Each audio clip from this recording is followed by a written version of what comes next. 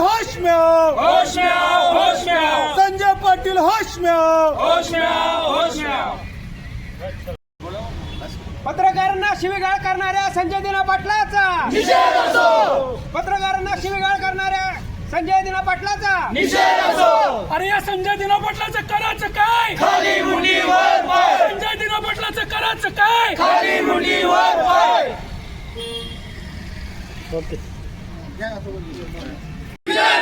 संजय दिना पाटील आम्ही प्रश्न विचारणार, आम्ही प्रश्न विचारणार.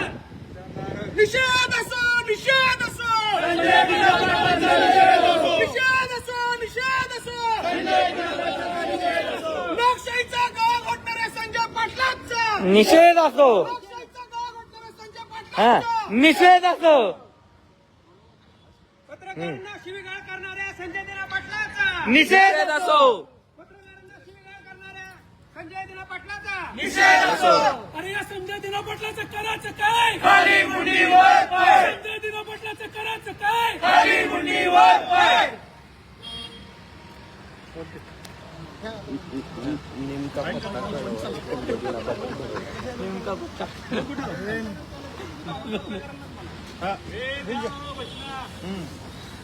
नेमका पत्ता काय? ते नको, ते नको, ते हे घे.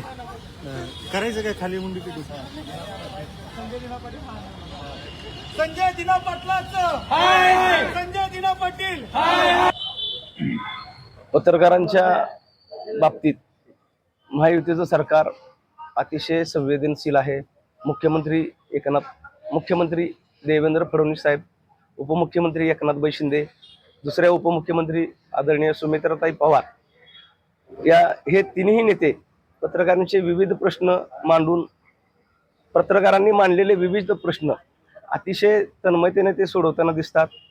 राज्यातील पेन्शनचा प्रश्न असो, ॲक्रेडिशनचा प्रश्न असो, घरांचा प्रश्न असो, या तिन्ही नेत्यांकडून या प्रश्नाची सोडवणूक होते.